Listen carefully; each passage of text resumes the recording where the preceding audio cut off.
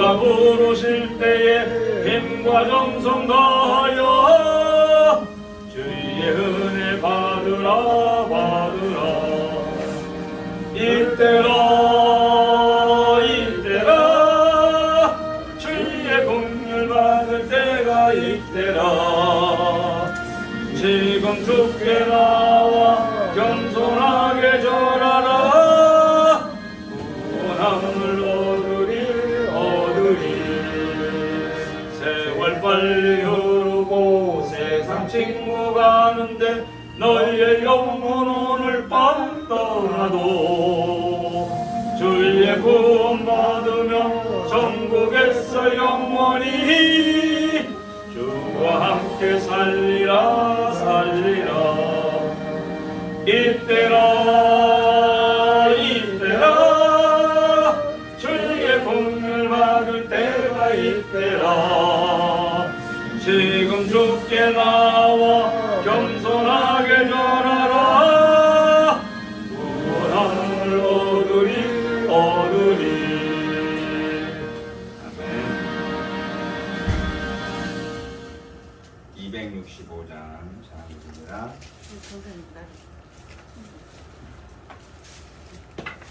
265장.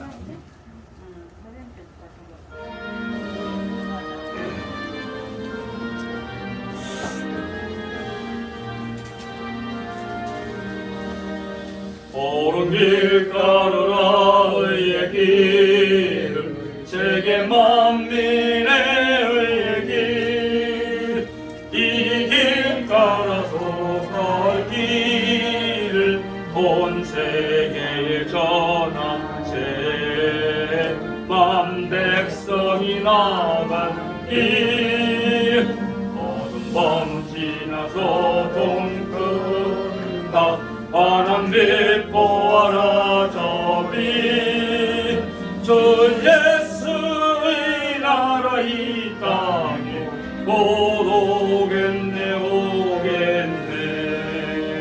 주 예수 따르라. 승리의 주 세계 만민이 돌아간 길과 진리요 참 생명 내 찬송을 부수고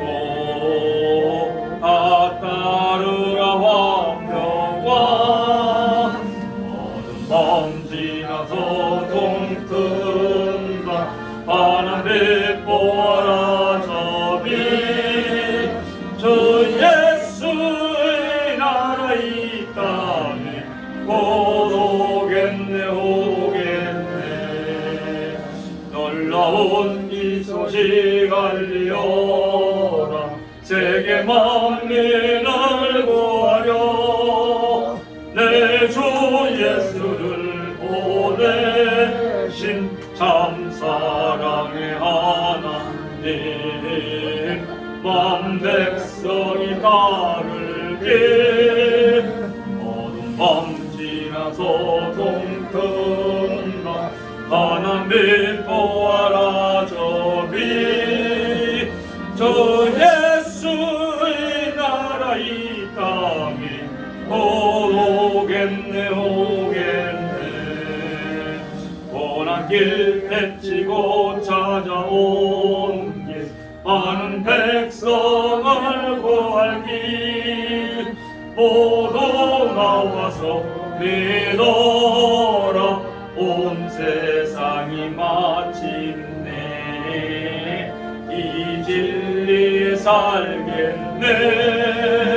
어둠 밤 지나서 동튼다.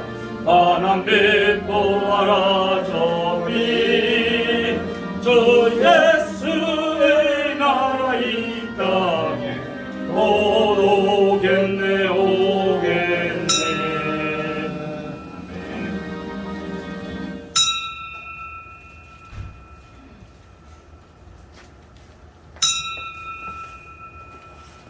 다같이 묵상 기도 드리심으로 주일 오후 예배 함께 드립니다. 다같이 묵도 드립니다.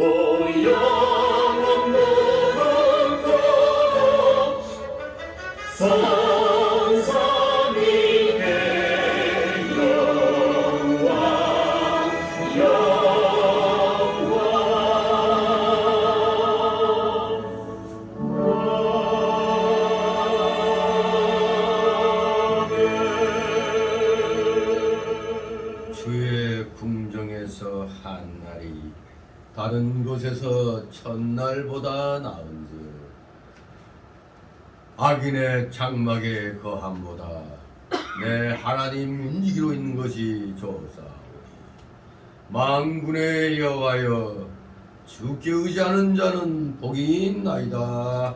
아멘. 다같이 사도신경으로 신앙 고백. 전능하사 천지를 만드신 하나님 아버지를 내가 믿사오며 그 외아들 우리 주 예수 그리스도를 믿사오니 이는 성령으로 잉태하사 동정녀 마리아에 태어나시고 원대여 빌라도에게 고난을 받으사 십자가에 못 박혀 죽으시고 장사일이 사흘 만에 죽은 자 가운데서 다시 살아나시며 하늘에 오르사 전능하신 하나님 우편에 앉아계시다가 저리로서 사람과와 죽은 자를 심판하러 오시리라. 성령을 믿사오며 거룩한 공예와 성도가 서로 돕는 것과 죄를 사하여 주시는 것과 몸이 다시 사는 것과 영원히 사는 것을 믿사옵니다. 아멘. 같이 찬송 259장 259장 부르시고 이 시간에 최영수 권사님 기도 인도하십니다. 259장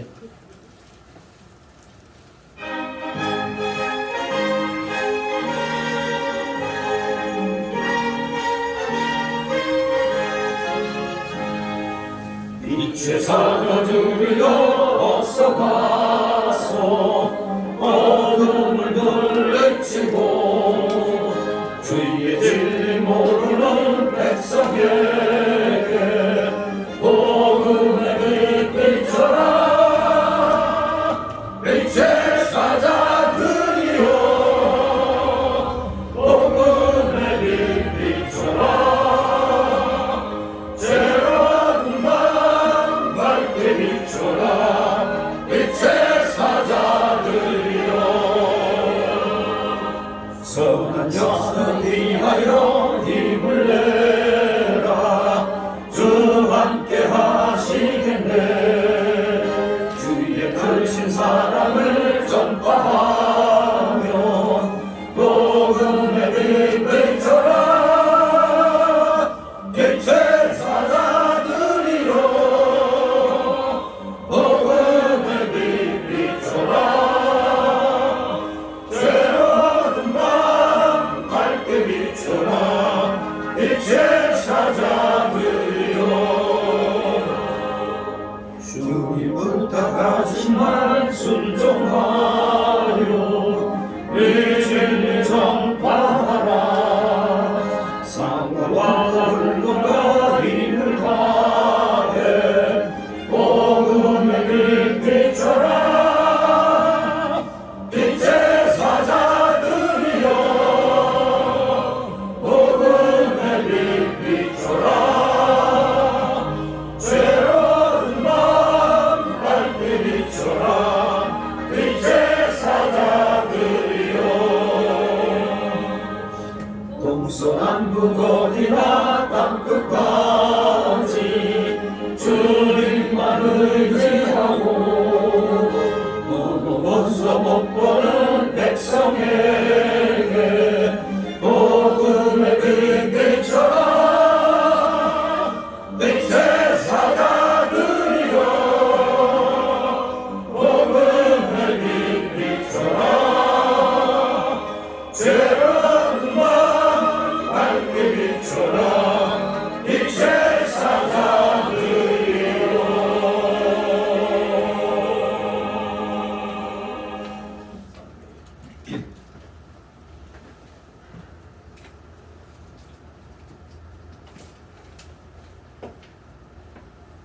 태초부터 천하 만물을 다스리시는 전지전능하신 하나님 아버지 하나님의 찬양과 영광을 드립니다. 지난 한 주간도 저희를 세상 밖으로 하나님의 백성 삼아주시고 거룩한 손으로 불러 모아주시니 주시고 예배드리게 하심을 감사드립니다.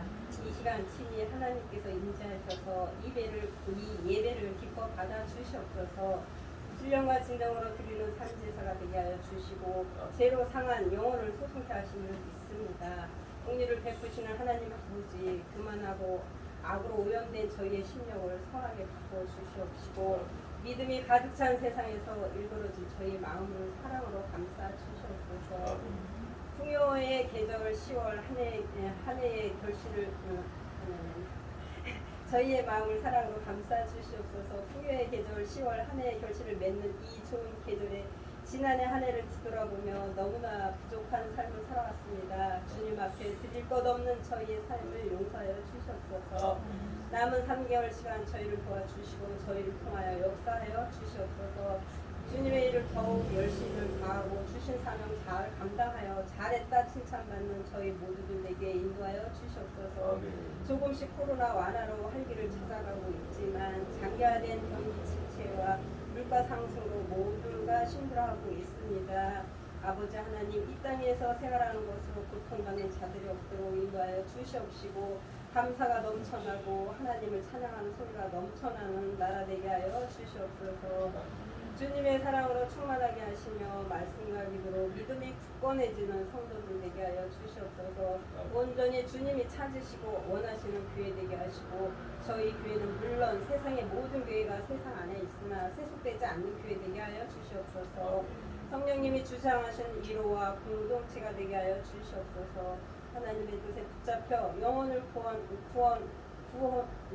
구원을 위하여 복음으로 선포하는 교회 되게 하여 주시옵시고 또한 모든 성도가 교제하며 떡을 떼며 함께 교회의 이웃 성도들을 위해 기도하는 교회 되게 하여 주시옵소서.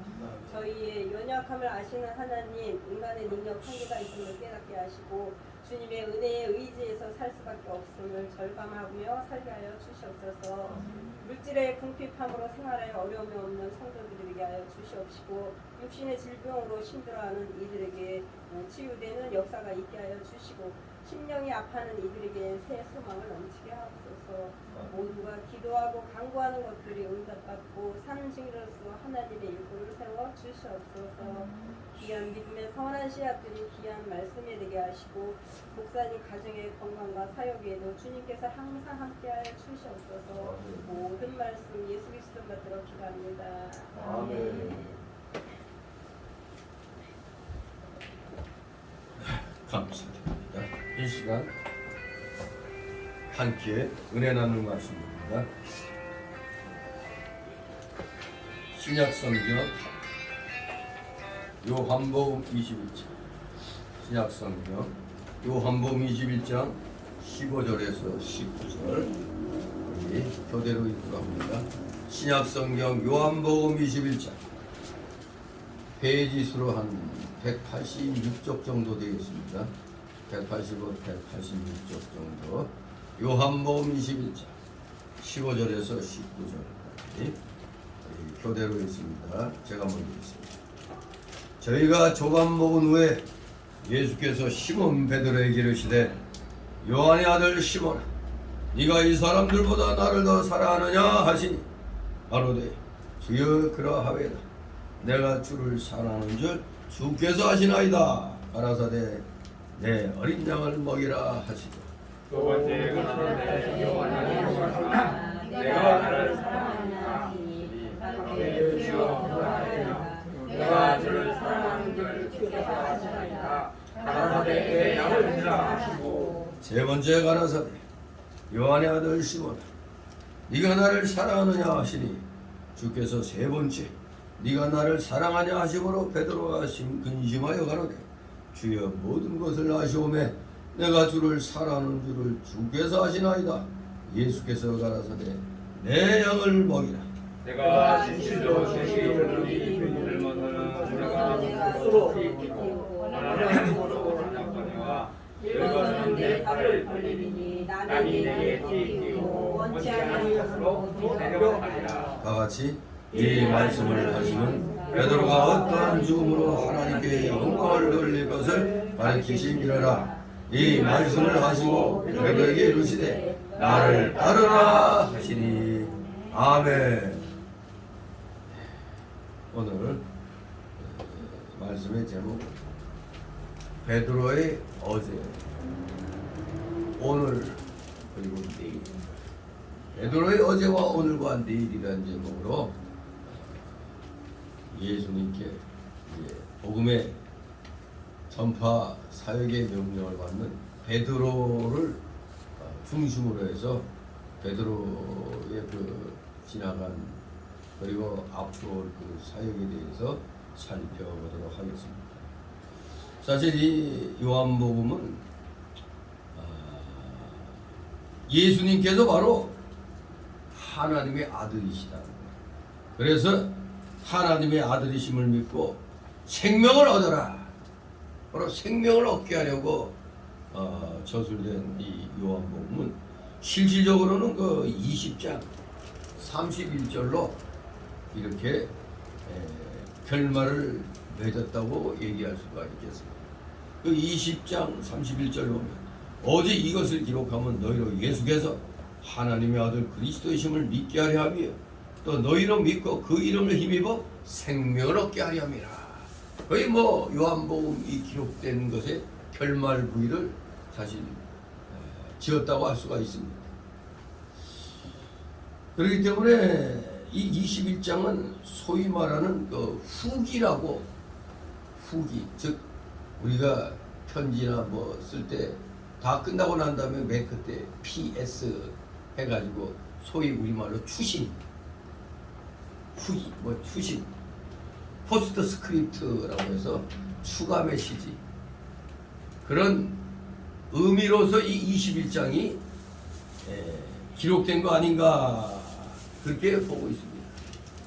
지금 읽은 이 15절 19절이 지난날 베드로가 본의가 어떻게 됐습니까? 대단히 실추되었잖아요. 예수님을 모른다고 할 그런 상황까지 갔죠. 아무튼 그래서 21장은 특히 이 15절 19절은 실추되었던 베드로의 본의를 회복시킴을 밝히고 있는 겁니다. 그리고 뒤의 내용은 사도 요한이 예수님의 재림시까지는 죽지 않을 것이라는 그 초대교회 내의 헛소문을, 초대교회 내의 헛소문을 교정하기 위해서인 것입니다. 그렇기 때문에 이 21장은 이 사복음서 중에 오직 이 요한복음만의 단독 기사입니다. 이 21장의 이런 내용은 사복음서에 이런 내용 없습니다. 오직 이 요한복음서에만이 있는 거죠. 아무튼 추신, PS 그런 형식으로 기록된 것이라고 볼 수가 있습니다. 자, 아무튼 우리는 베드로라는 하나님의 사자를 놓고 베드로의 어제는 어땠고 베드로의 오늘은 뭐 했고, 그러니까 이 성경이 기록된 그 시점을 기준으로 해서 이때 예수님께 복음사에게 명령을 받는 요 시기 때 베드로가 늙었을까요? 젊었을까요? 아주 젊은 때였겠죠. 네. 아직 본격적인 사역을 하기 전이잖아요. 그래서 젊은 베드로가 지난날 어떻게 했고 또 지금은 무슨 상태였고 앞으로는 어떻게 해야 될 것인가, 이것을 바로 이 15절 19절에서 예수님이 가르쳐주고 있는 겁니다. 왜 그렇습니까? 베드로의 생애는 우리가 알고 있는 그 야곱의 생애, 야곱의 생애만큼이나 베드로 또한 성격이 좀 이 다혈질같이 좀 과격한 뭐 그런 성격을 갖다 보니까 상당히 좀 파란 곡절을 겪었다고 볼 수가 있습니다. 그리고 야고보가 창세기 47장 9절에 이렇게 얘기했잖아요. 내 나그네 길의 세월이 130년이니 130살 살고 애굽 왕 앞에서 막 얘기하고 있는 거 아니에요? 여러분이 130살까지 살려면 지금 부지런히 돈 많이 모아야 되겠죠? 130살까지. 근데 나만 오래 살아봐야 뭐합니까? 같이 내 주변 사람들도 같이 오래 살아야지. 남들 다 죽고 친구 하나도 없이 그 무슨 재미로 살 거예요. 아무튼 또 이 창세기 때는 또 좀 기본이 100살은 그냥 기본이었죠. 그때는 좀 특별히 야곱은 130년을 살았습니다. 그래서 나의 연세가 얼마 못 되니, 아니 130년 살았는데도 나의 연세가 얼마 안 된다고. 못 되니 우리 조상의 나그네의 세월에 미치지 못하나 험악한 세월을 보냈다고 야곱이 고백한 것을 보게 됩니다. 창세기 40장 9절에 얼마나 야곱의 삶이 상당히 파란만장했는데, 사실 광야 40년의 그 이스라엘 조상들의 삶을 생각하면은 아무것도 아니죠. 자, 이렇게 야곱만큼이나 베드로도 파란 국조를 겪었던 겁니다. 그래서 이 베드로의 생애는 크게 네 가지의 그 빅 이벤트로 요약해 볼 수가 있어요. 첫 번째 빅 이벤트, 아주 큰 발견을 하며 신앙 고백을 했죠. 주는 그리스도시요 살아계신 하나님의 아들이시니다. 그 어디선가 많이 봤는데, 어디서? 마태복음 16장 16절 했어요. 주는 그리스도시요 살아계신 하나님의 아들이시다. 그야말로 예수님을 하나님으로 발견했잖아요. 인생에 있어 이것만큼 큰 발견이 없죠. 여러분의 인생 중에 가장 큰 기적이 뭡니까? 로또 복권 된 거가 기적일까요? 그것도 기적은 기적이죠. 그런데 그보다 더 큰 기적은 내가 구원받았다는 거, 내가 지옥에서 천국으로 건진받았다는 거. 이거 어마어마한 발견 아닙니까? 이렇게 베드로는 첫 생애 이벤트로서 크나큰 발견을 해서 그야말로 그 앞날이 믿음으로 탄탄대로 같이 갈 것 같은데, 아니나 다를까 누가복음 22장 57절 우리 예수님이 이제 붙잡혀 갔을 때 베드로가 몇 번을 부인했죠? 3번씩이나 부인했죠. 저 여자가 나 잘못 봤어. 저 사람 예수님 쫓아다니는 거 나 봤는데, 저 여자 나 모른다. 예수님을 그냥 나 저 사람하고 관계없다고 예수님을 3번씩이나 부인했잖아요. 그야말로 베드로 생애 두 번째 큰 사건이 바로 예수님 부인하는 크나큰 실수를 합니다. 첫 번째 빅 이벤트는 아주 예수님을 하나님 아들로 발견했잖아요. 그러면 그 신앙 가지고 끝까지 가야 되는데, 뭔가 꽃도 피워보기 전에 나 몰라 나 몰라 이렇게 그냥 나갑니다. 이래서 예수님 십자가에 못 박히시고 다들 한결같이 예수님의 뜻을 이어받자고 한 게 아니고 어떻게 했죠? 다 같이 에이 고기나 잡으러 가서 먹고 살자 하고 그냥 고향 앞으로 가 있습니다. 그냥 참 인생에 있어 아주 큰 실수였죠. 그러다가 이제 오늘 여기 21장에서 다시 예수님으로부터 사명을 받습니다. 세 번째 빅 이벤트가 바로 여기 실패와 좌절 가운데 있는 베드로에게 예수님이 나타나셔서 내 양을 먹이라고 큰 사명을 맡기십니다. 그래서 베드로의 여기에 이 사명 받고 네 번째 인생의 큰 사건, 네 번째 빅 이벤트가 뭡니까? 바로 사도행전 2장 41절 우리 한번 사도행전 4장 21절 우리 같이 한번 읽도록 하겠습니다. 사도행전 4장 21절 베드로 생애의 큰 역사가 시작이 됩니다. 21절 4장 21절 읽습니다. 4장 41절 아니 내가 지금 어디 나오지? 2장 41절 2장 41절 보니까 아니네. 2장 41절에 시작. 그 말을 받는 사람들은 세례를 받으니 이날에 제자의 수가 3,000이나 더하더라. 아멘. 베드로가 1장 설교를 했더니 그 말을 듣고 마음에 찔려갖고 이들이 형제들아 우리가 어찌할까 했더니 베드로가 뭐라고 했어? 너희가 회개하여 각각 예수 그리스도 이름으로 세례받고 죄사함을 얻으라 그랬더니 그러면 성령을 선물로 받으리라 약속을 했더니 모두가 다 어떻게 해요? 그날 세례를 받았어요. 근데 그 수가 몇십 명, 몇백 명도 아니고 무려 3,000명이었더라. 아주 놀라운 이적을 일으킵니다. 바로 베드로의 네 번째 큰 사건은 이렇게 크나큰 사역 3,000명이 구원받는 놀라운 일을 생애에 이제 시작을 하게 된 겁니다. 그래서 베드로의 생애는 이렇게 크게 네 가지 빅 이벤트로서 요약할 수가 있습니다. 주님을 발견하는 크나큰 발견. 두 번째는 뭐요?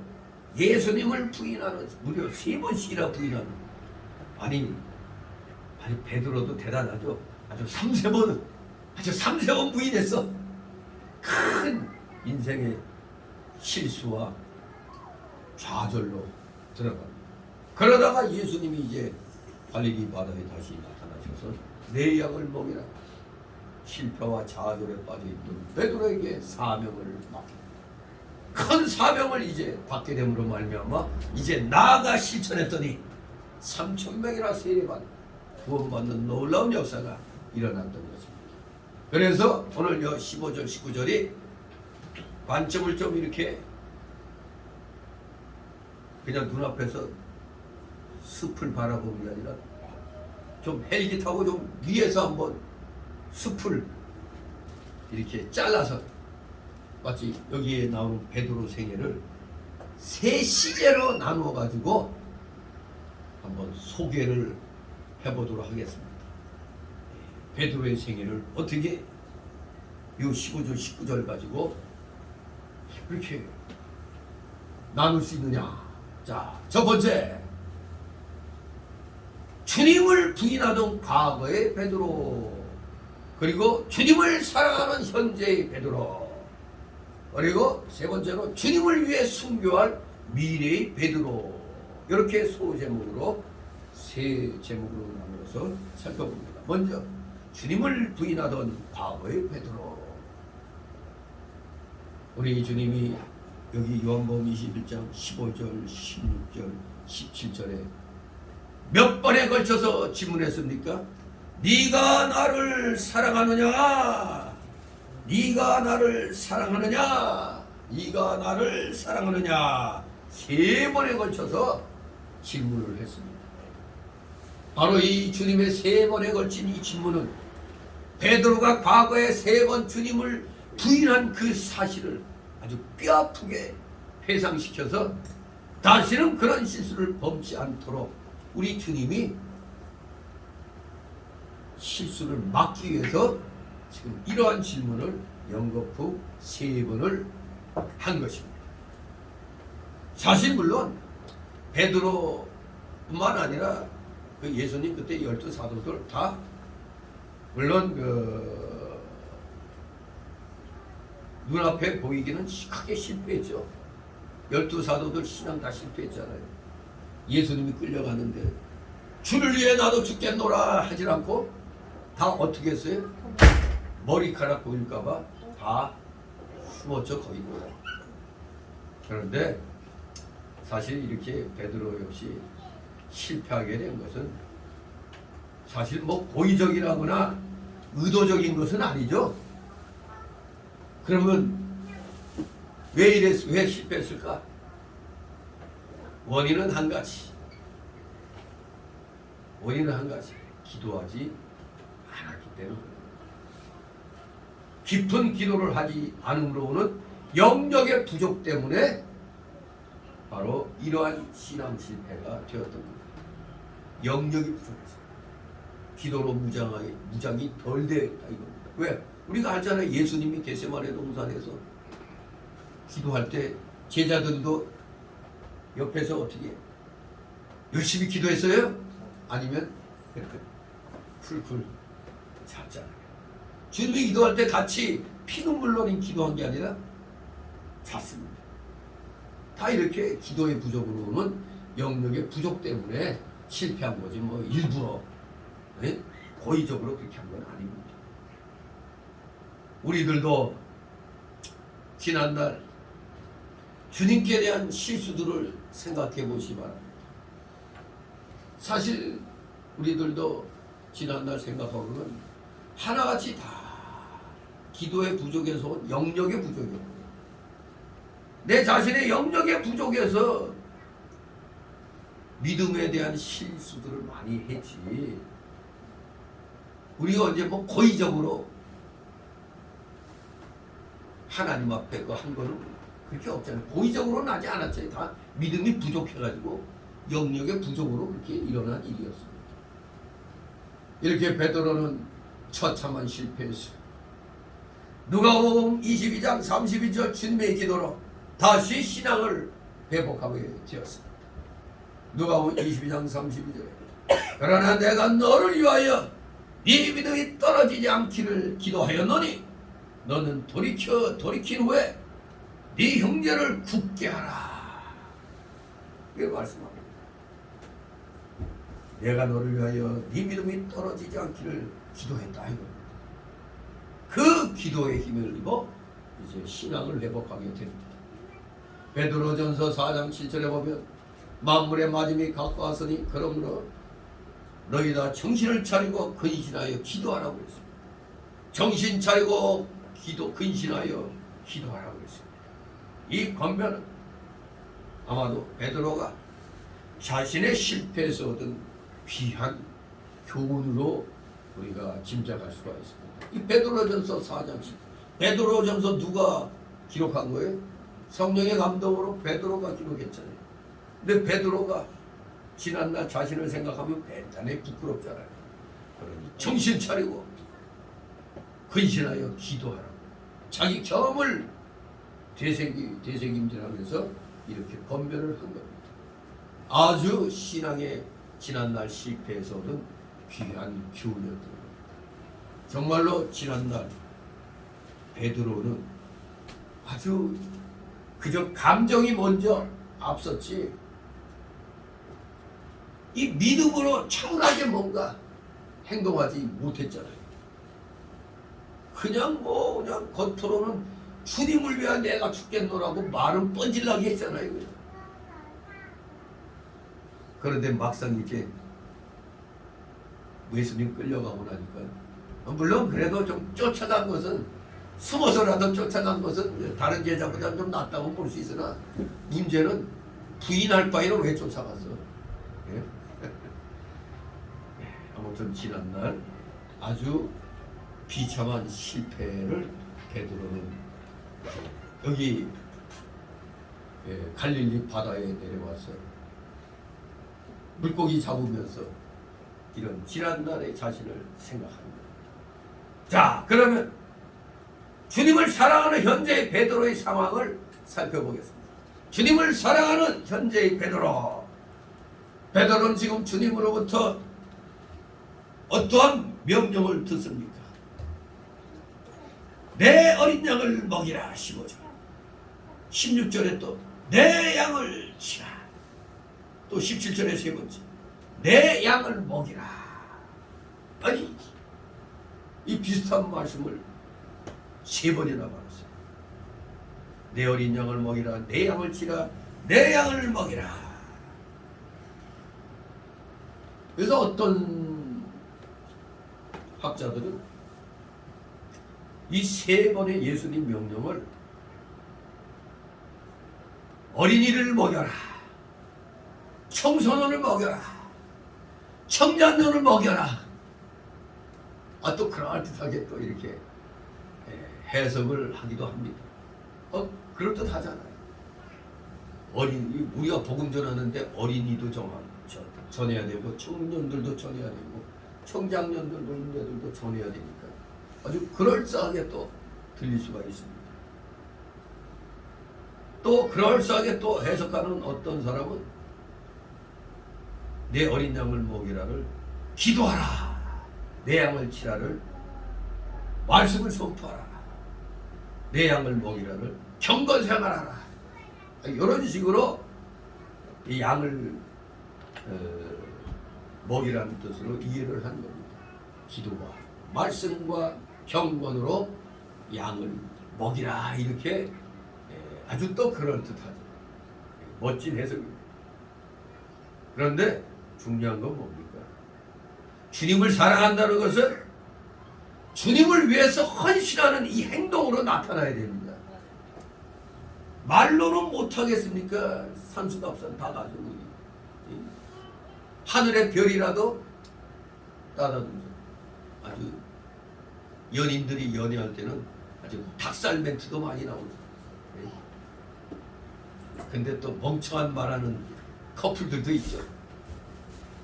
아주 시적으로 참 발이 그냥 아주 밝다 둥글다 그러면 그 멋지게 표현하면 좋을 텐데 둥그니까 둥글지 뭐 아주 그냥 엇대가리 없이 그렇게 말을 하는 그런 사람들도 있죠. 둥그니까 둥글지 뭐 그거 갖고 감탄하냐 아주 그냥 눈치코치 없이 또 그런 사람들이 있습니다만 정말로 우리 주님을 사랑한다면 정말 주님을 위해서 전심전력을 다 기울여야 돼요. 그렇기 때문에 우리가 체크해야 될 4가지가 있어요. 뭐냐? 정말 양을 먹이는 사람, 하나님의 맡기신 양들을 먹이는 사람은 4가지 자질을 소유해야 된다고 말을 하고 있습니다. 4가지 자질이 어떤 것이냐? 첫째, 개인을 향한 관심. 이제 목회자들이 그런 관심을 가져야 돼요. 개인 각자 다 살펴야 되죠. 우리 지금은 선생님들이 애들 다루기 쉽죠. 몇 명 안 되니까. 우리 기억에 제가 강원도에서 서울 을로국민학교를 이제 전화 왔을 때 그때 오전반 오반이 있었어요. 근데 오전반 오반이 같이 있었어. 같은 교실에 90몇 명인가? 그때가 내가 기억이 나요. 그때 바글바글 되는데. 네? 그때 그 선생들이 얼마나 힘들었겠어요. 거기 자기에게 맡겨진 그 애들 100여 명 가까이 되는 애들 다 그 이름 그거 신상명세 같은 거 소위 말하는 그거 다 담임 선생이 관리해야 될 거 아니에요. 그래도 신기하게 또 애들 이름은 또 잘 알죠. 계속 이렇게 생활하다 보면은 뭐 그냥 이름을. 근데 여러분 우리 교인들 이름 다 기억해요. 20-30명 안 되는 교인들 이름. 기도에 참석한 분들은 뭐 이름 다 알죠. 밥 먹듯이 그냥 했으니까. 정말로 특히 목회자들은 양을 먹이는 사람들은 첫째 갖춰야 할 자질이 개인을 향한 관심을 기울일 줄 알아야 된다는 거예요. 개인들 한 사람 향해서 관심을 가져야 돼. 그래야지 그 사람을 위해서 기도할 수 있고 그런 거죠. 두 번째 자질은 이것이 목회자들한테도 많이 부족한 거죠. 포용력. 이 포용력을 잘못 해석하면 안 되죠. 그렇다고 타협하고 그런 걸 말하는 게 아닙니다. 포용력을 갖더라도 우리 성경 말씀의 진리 안에서 진리와 어긋난 거 포용하면 돼야 안 돼. 그건 포용하면 안 되잖아요. 칼같이 카텐해야 돼. 진리 안에서는 얼마든지 우리가 포용할 수가 있어요. 이 포용. 세 번째 목회자가 갖출 자질은 바로 하나님은 뭐였다고요? 사랑이시라. 요한복음 4장 8절. 하나님은 사랑이시라. 사랑. 믿음, 소망, 사랑. 그 중에 제일은 사랑이라고 어디선가 말했죠? 고린도전서 13장 사랑장에서 13절에서 믿음, 소망, 사랑. 그 중에 제일은 사랑이라고 얘기했죠. 이 사랑. 예. 사랑, 사랑, 내 사랑 하면은 그거는 에로스 사랑이 되겠죠. 사랑도 네 가지가 있죠. 아가페 사랑이 있고, 필리아 사랑이 있고, 스톨게 사랑이 있고, 에로스 사랑이 있어요. 이 하나님께 대한 이 사랑은 소위 아가페적 사랑이죠. 아가페. 그럼 친구 간의 사랑은 뭐냐? 필리아. 친구 간의 사랑은 필리아죠. 그리고 부모의 사랑은 스톨게라고 해요. 스톨게. 부모님의 사랑은 스톨게. 남녀 간의 사랑은 에로스라고 해요. 그러니까 사랑도 설명을 안 해주면 이게 무슨 사랑인지 모르잖아요. 이렇게 사랑도 네 가지 사랑이 있는데 우리는 아가페적인 그 사랑, 목회자는 이 아가페적인 이 사랑을 할 줄 알아야 된다는 거예요. 어쩌면 이게 포용력과도 관계가 되겠죠. 그러면서 아주 힘든 네 번째 자질이 뭐냐? 인내입니다. 인내. 참는다는 것 쉬울까요? 어려울까요? 어렵죠. 참는 거. 베드로 사도도 그냥 이판사판하고 막 대들었잖아요. 그냥 못 참고 좀. 근데 우리 기독교인들은 항상 어떤 사건을 놓으면은 바로 흥분하면 안 돼요.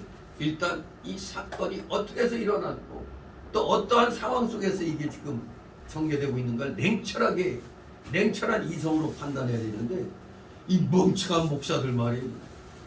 그저 어디 방송에서 저 조작된 방송에서 막 떠들어대니까 그거 보고 흥분해 갖고 와가지고 교인들한테 그냥 이 쳐죽임 어쩌고저쩌고 이렇게 얘기해. 그것이 사건이 나왔을 때 오늘날 공영방송은 다 민노총회에서 장악됐기 때문에 민노총회에 장악된 언노련에 의해서 이게 운영되고 있는 거예요. 모든 게. 어제 국군의 날이었죠. 아 진짜 분노가 순간 치밀었는데 요새 우리 그 우파 유튜브 중에 항상 한때 그 멸공 바람이 일었을 때 항상 그 손상대 TV를 딱 유튜브를 틀면은 멸공의 횃불 아래 목숨을 건다 하고 이 멸공의 횃불이 항상 나와요. 그리고 지난 몇 년 동안의 탄핵 정부에서도 정말 광화문에 나가서 행진할 때마다 군대 있을 때보다 군가 더 많이 불렀네. 그 몇 년 동안. 그 멸공의 횃불. 정말로 우리나라 큰일 났어요. 이 언론이 이거 언론은 윤석열 대통령이 완벽하게 이놈들 다 박살내지 않으면은 5년 후가 힘들 것 같아요. 아니 멸공의 횃불을 뭘로 바꾸는 줄 알아요? 요 네 공영방송이 다 그냥 멸공자를 김정은 각하가 신기가 불편하실까봐 승리로 바꿨네. 멸공의 횃불이 승리의 횃불로. 내가 처음 봤어요. 그냥 깜짝 놀라. 그리고 우리 네티즌들이 참 눈이 예리해. 우리 국군들이 다 이렇게 훈련하고 하는 그걸 딱 비쳤는데, 야, 이 언노련 이놈들 이렇게 사악할 수가 있나? 우리 국군이 막 이렇게 폼 잡고 훈련하는 옆에 또 기갑 부대가 쫙 오는 게 사진에 있는데 세상에나 이 죽일 놈들이 있나? 중공군 전차 사단이 훈련하는 그 사진이야. 왜? 그걸 딱 네티즌이 발견해가지고 아니 우리나라 국군이 나래. 저 6.25 때 저 원수 오랑캐 놈들 저거 중공군 전차 부대가 이 훈련하는 쫙 그걸 갖다 우리 국군 훈련하는데 쫙 이렇게 딱 붙여놨어. 근데 언뜻 그냥 생각 없이 보면은 그냥 우리 국군이 훈련하는 거잖아. 야, 그래서 이게 사실인가 아닌가 그 중공군 훈련하는 그 사진하고 딱 똑같네. 세상에 국군의 날에 요 언노련 저놈들이 공영방송이라는 저 KBS, MBC, SBS 저것들이 장난을 치. 그리고 모두 다 일제히 멸공의 횃불을 승리로의 횃불로 다 바꾸고. 근데 그걸 보고 살짝 절망감을 순간 느꼈는데, 정말 저 민노총 저놈들 때려잡지 않으면, 저 정교조 저놈들 때려잡지 않으면 앞날이 어떻겠다. 지금 5년 동안은 그래도 살만하겠지만 저게 저대로 유지되면 5년 후에 또 좌파가 대통령이 끝나는 겁니다. 참 기가 막히다. 모처럼 만에 계룡대에서 국군의 그날 그 행사를 모처럼 만에 보는데, 저 지난 문재인 정권 때 완전히 쇼같이 말이요, 그냥 춤이나 추고 대한민국 군대를 바지저고리로 만들어 놓기로 저놈들이 작당을 했던 것이죠. 아무튼 정말 그런 걸 보면은 눈에서 불이 튀어나오죠. 욕이 그냥 저절로 나오죠. 그런데 우리 또 목회자들은 그렇다고 그냥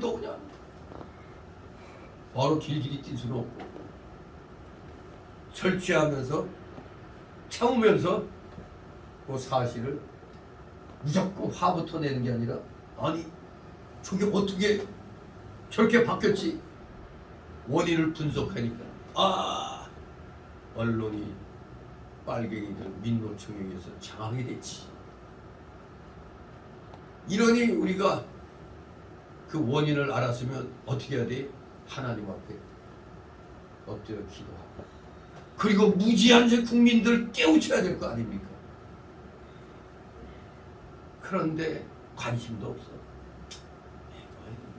그래 말거니 나한테만 아무 문제 없으면 돼.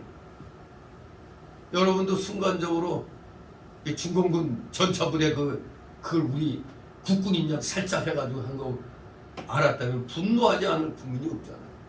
근데 다들 그냥 지나쳐버립니다. 나 맨날 그냥 손상대 그 유튜브 보면은 같이 멸공의 횃불 아래 목숨을 건다고 같이 따라해요, 속으로. 그런데 뭔데 승리로 바뀌었잖아요. 분노가 일어납니다. 그런데 차분하게 이제 이걸 알려야 되잖아요. 지금 대한민국 상황이 이렇다는 걸 알려야 되잖아요. 목회자가 무슨 역할도 해야 된다고 그랬죠? 선지자 역할을 해야 된다고 그랬죠. 선지자 역할. 불의한 일이 일어나면 거기에 대해서 이러이러한 원인 속에 이런 것이 일어났기 때문에 우리는 이걸 하나님의 공의의 이름으로 박살을 내야 돼요. 그렇기 때문에 어떤 일을 하기 전에 참으면서 사실 파악부터 해야 됩니다. 팩트가 중요한 겁니다. 팩트가. 사실에 입각하지 않은 거 가지고 흥분 떠는 목사들 많이 있죠. 그 좌파들 촛불광장이라고 하는 어떤 그 좌파 유튜브에 거기 또 보니까 윤석열 탄핵, 김건희 특검 이렇게 되는데 왜 그걸 이렇게 보게 됐냐면 밑에 양머시기 목사 이렇게 나와 있더라고요. 양 무슨 목사라고 했는데 이놈 자식이 그냥 마이크 들고 완전히 그냥 막 대통령 욕하고 그러면서 대통령 새끼라고 해놓고 내가 이 대통령을 새끼라고 한 게 아니고 대동 석기 시대 대동 그걸 갖다 세게 말하다 보니까 대통령 새끼같이 됐다는 것도 이렇게 살짝 또 그렇게 커버하면서 목사라는 놈이 나와가지고 아주 빨갱이 목사지 그냥. 왜냐면 대동세상이 뭔데요? 시진핑이 중국 공산당이 추구하는 게 대동세상이에요. 누구나 다 같이 살 수 있는 세상. 요거 누가 또 대통령 선거 때 주장했죠? 찌째명이가 이렇게 주장했대. 대동 세상을 만들겠다. 공산주의 세상을 만들겠다는 거예요. 이게 국민들이 이걸 알아야 되는데 모르잖아요. 그러니 목회자들은 인내함으로 이런 내용들을 잘 조사해가지고 알려줘야 될 거 아니에요. 근데 몰라 목사님들이 다. 나하고 교제하는 목사님들은 내가 꼭 그런 얘기들을 해주죠. 그리고 내일 목사님들도 나하고 강화문에 나와서 머리숱 보태라고 그래. 그러니까 다 당연히 나가요. 우리 동무회 목사들은 애국자들 많아요. 또 특히 여자 목사들도 아주 애국자 많습니다. 아무튼 이렇게 양을 먹이는 사람, 즉 목회자는 요 네 가지 자질을 갖춰야 제대로 왕과 제사장 역할을 하면서 선지자 역을 할 수가 있어요. 네 가지 자질이 뭐라고요? 개인을 향한 관심이 있어야 된다. 또 포용성을 갖춰야 된다. 사랑을 갖춰야 된다. 아가페적인 사랑. 그리고 인내심을 가져야 된다. 목회자가 설교하고 신방하고 기도하면서 양을 먹이는 일 쉬운 것 같으면서도 힘듭니다. 왜? 그 가정에 합당한 말씀에서 골라야 되니까. 저도 어디 이전 예배 드리러 간 때마다 A 교회에서 한 설교를 그대로 안 하거든요. 또 B 교회 가서는 또 다른 성결 구절 가지고 또 하거든요. 그러니 그 교회 상황에 또 맞아야 되잖아요. 이 교회는 지금 이런 말씀이 좀 더 필요하겠다. 이게 성령의 감동으로 말씀을 통해서 이걸 정리를 해야 되니까 어디 그냥 차 타고 갈 때도 어떤 말씀이 보다 나을까 이제 그게 항상 머릿속에 있는 거죠. 오늘 이 주일 설교도 지난주에 신목사님 와서 했기 때문에 또 짧게 했는데 내가 또 너무 길게 하면은 이 충격을 받을까 봐 좀 비스무리하게 조금씩 늘려가야지. 또 시간을 갖다가 팍팍 줄이면은 여러분이 충격 받을까 봐. 아무튼 정말로 이 말씀 준비하는 게 쉬운 듯 하면서도 이제 항상 생각하게 되죠. 항상 이번 주에는 뭐 할까. 수요일이나 금요일은 그 새벽은 별로 그렇게 심각하게 생각 안 해. 왜? 우리 이병구 목사님 말씀대로 그냥 성경을 그냥 놓고 그냥 강에 쭉 해나가면 돼. 그러니 성경 말씀 뭐 할까 걱정할 게 뭐가 있어. 그날 바로 성경 그대로 하면 되니까. 근데 주일만큼은 또 여러 가지로 생각을 하다 보니까 조금 좀 어떤 때는 밤 10시가 12시가 다 되도록 이게 감이 아직도 그냥 긴가민가 이럴 때가 있어요. 아무튼 쉬운 일은 아닙니다. 하나님이 맡기신 양들을 생각하고 사랑하지 않고서는 사실 이게 힘든 거죠. 편한 목사들 그냥 부목사들 시켜가지고 하면 되잖아요. 어느 목사는 어느 교회인가 큰 교회인데 항상 목사가 골프 칠 생각만 하고 부목사한테 그냥 다 맡기고 그런 거 아니에요. 또 참말로 어느 교회는 장로들이 주일날 골프장에서 만나서 실내에서 골프 실외로 나가기 전에 거기서 모여서 화면 보고 예배드리고 골프장으로 나갑니다. 그렇죠. 옛날에는 골프가 굉장히 호사스러운 것처럼 보였잖아요. 워낙 이게 비싸니까. 근데 요즘은 좀 웬만한 목회자는 또 골프를 또 이게 목사가 하고 싶어서 하는 게 아니라 교인들이 이제 우리 교회 수준이면 해야 된다고. 우리 교회 수준에 그런 차 타고 다니면 되겠냐고.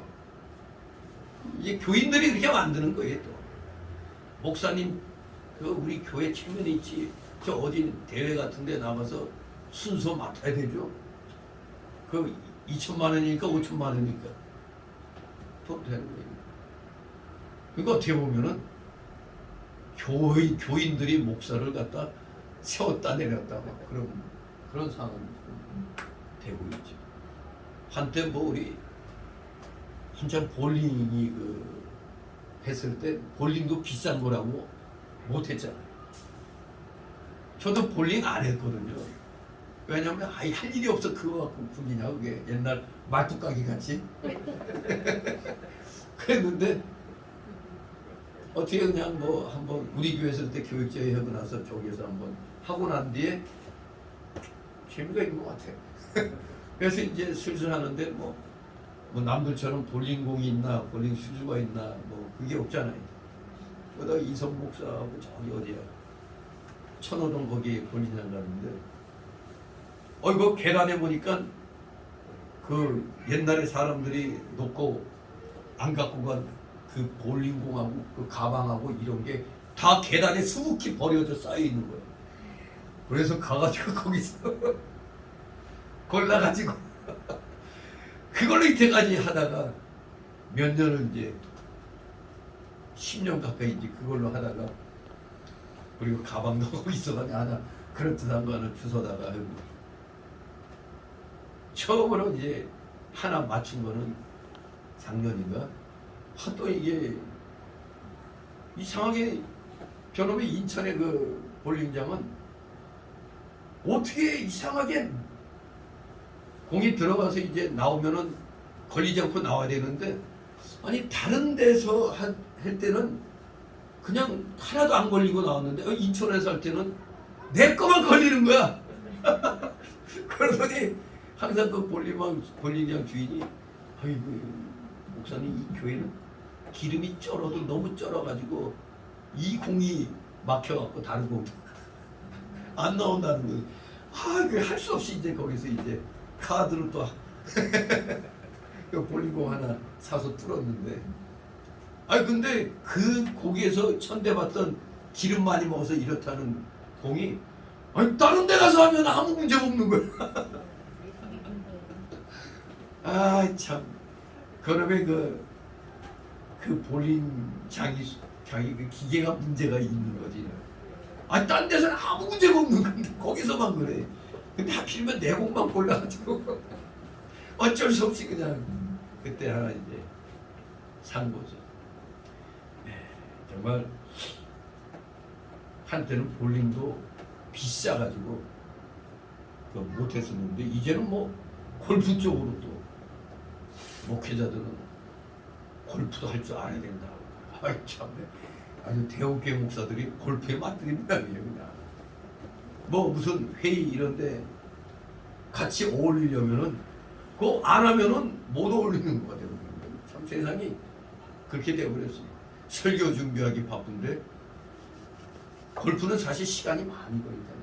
홀을 갖다 그냥 이 야외로 쫙 돌아야 돼요. 물론 실내에서도 많이 하지만 그래도 진짜 묘미는 필드로 나가야 되는 게 그게 맛이죠. 그 야외에서 얼마나 좋습니까? 건강에도 좋고 돈이 비싸서 그렇지. 근데 볼링공처럼 골프채를 갖다 버리는 데는 없더라고. 골프채 하나에 몇백만 원 막 그런 모양인데 그래서 그런지 골프채 훔쳐가는 사람도 있잖아. 아무튼 지금 세상이 목회자들도 목회하면서 교인들의 비유도 맞춰야 되고 또 교인들 앞에서 너무 궁색하게 해도 못 쓰니까.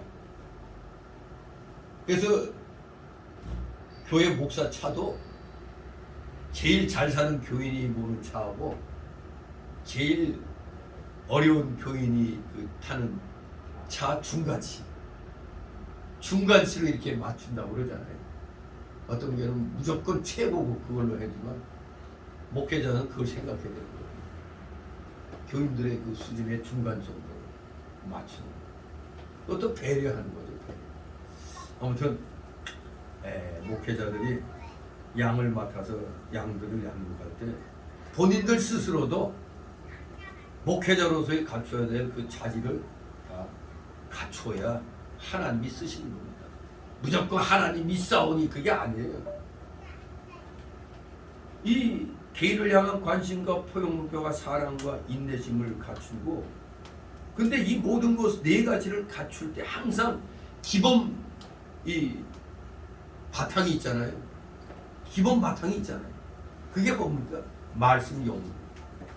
말씀 실력이 바탕이 돼야 이 개인을 향한 관심이라든가 포용력이라든가 사랑이라든가 인내심이 꽃을 발할 수가 있지. 성경 말씀 이 기초가 제대로 안 돼 있는 사람들 인본주의가 될 수밖에 없잖아요. 말씀의 기초가 약하면 인본주의로 흐를 수밖에 없는 것입니다. 진실로 양을 먹이는 목회자들은 정말로 주님을 온전하게 사랑하고 말씀을 사모함으로서만이, 그것이 바탕이 돼야만이 이러한 일들을 수행할 수가 있는 겁니다. 지금 좌절하여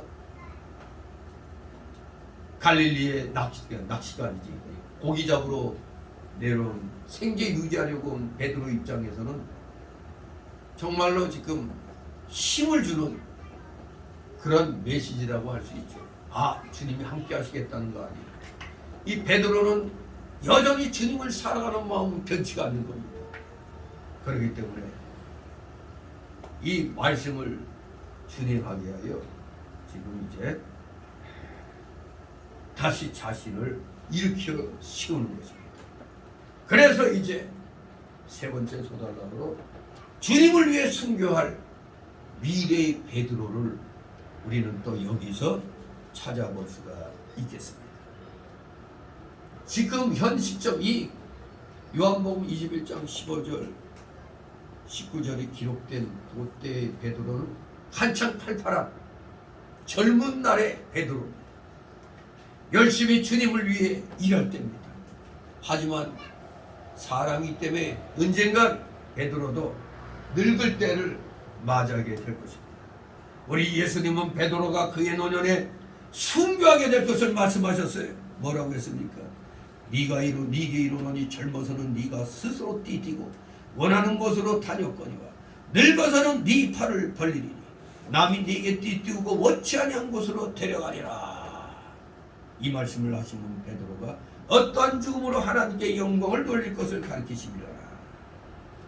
이 말씀을 하시고 베드로에게 이르시되 나를 따르라. 베드로에게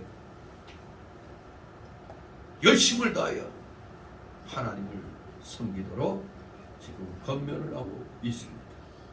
베드로는 이 말씀대로 사실 말년에 어떠한 순교를 했습니까?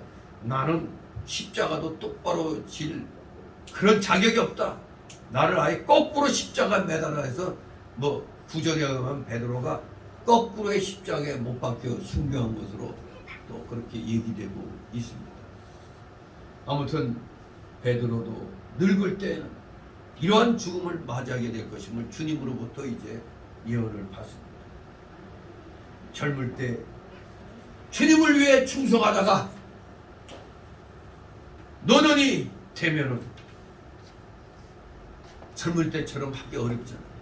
그렇기 때문에 지금 일할 수 있을 때 최선을 다해 일을 해야 정말로 그 노년은 복된 노년이 되는 것입니다.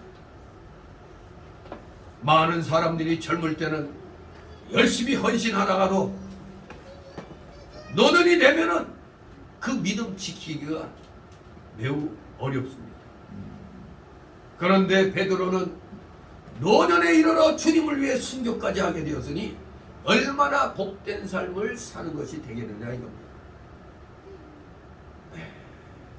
오늘날 우리 대형교회 하던 목사님들 그 말년을 얘기 들어보면 아주 불쌍해요. 이선 목사님이 뭐 이제 이 직함을 많이 맡다 보니까 이 고참 목사들 이런 소위 세상에서 말하는 뭐 큰 목사들 만나고 뭐 이렇게 많이 교제를 나누는데 그 노년이 불쌍하다는 게 보면 핸드폰을 꼭 이렇게 들고 다니고 어디서 나를 불러줄까? 그러면 어디에서 불러주면 좋아가지고 가서 해주면 거기서 주는 거마비 그거 받고 그냥 이 노년이 그냥 그야말로 비참해지는 거예요. 참으로 우리 성도들은 그래도 이 목회자들은 뭐 죽을 때까지 목회하다가 이제 그렇게 이제 노년을 맞이하지만 여러분들이 자기 그 세상에서 일을 하니까 뭐 그런 고민은 없지. 뭐 목사 뭐 바뀌면 또 바뀐 대로 또 뭐 하는 거지. 그렇게 해 나갑니다. 근데 정작 목사들은 이 말년에 고달픈 삶이 될 수가 있는 겁니다. 그러니까 아마 은퇴할 때 그래서 좀 확실하게 많이 챙겨달라고들 이렇게 얘기를 하는 것입니다. 아무튼 우리가 분명히 알아야 될 것은 처음보다 나중이 더 잘 되는 것, 이것이 좋죠. 처음보다 나중이 좋아야 되죠. 이건 다 전적인 주님의 은혜라고 봐야 됩니다. 우리 다 같이 요한복음 21장 19절 말씀 같이 읽습니다. 시작. 이 말씀을 하시는 베드로가 어떠한 중으로 하나님께 영광을 돌릴 것을 가리키십니다. 이 말씀을 하시고 베드로에게 이르시되 나를 따르라 하시니 진실로 베드로 사도가 이제 힘을 얻어서 열심을 다하여 목숨 다하여 주님을 위해 일하겠노라 하니 예수님은 이제 노년에 너는 네게 남이 네게 띠띠우고 원치 아니한 곳으로 데려가리라. 바로 거꾸로 십자가에 매달려 순교하라. 이러한 죽음으로서 도리어 하나님께 영광을 돌린다는 걸 바로 이 15절부터 18절까지 예언을 하신 겁니다. 열심히 일을 하고 그리고 영광스러운 순교의 죽음을 하리라. 이것이 인간적으로 보면은 비참하죠. 순교해야 되잖아요. 그러나 그 순교의 죽음도 하나님께 영광이 되니 얼마나 복된 죽음이냐 이겁니다. 우리 모두 그저 현실에만 바둥바둥 되지 말고 정말 우리가 힘을 쓸 수 있는 이 시기 때 하나님 앞에 조금이라도 더 영광 돌리는 헌신의 삶을 살아야겠다고 여러분 스스로 다짐하고 결심하면서 성령의 감동으로 하나님의 위로와 격려를 받으시는 여러분 되시기를 주님의 이름으로 축원합니다. 기도합니다. 거룩하신 하나님 아버지 은혜를 감사드립니다. 살아가시는 자 정말로 지금보다도 노후가 더욱더 복된 삶이 되기를 소망합니다. 우리 성도들 열심을 다하여 충성할 때 하나님께서 그 노후를 보장하여 주시옵소서. 감사드립니다. 예수 그리스도 이름으로 기도하옵나이다. 아멘. 같이 찬송가 277장 277장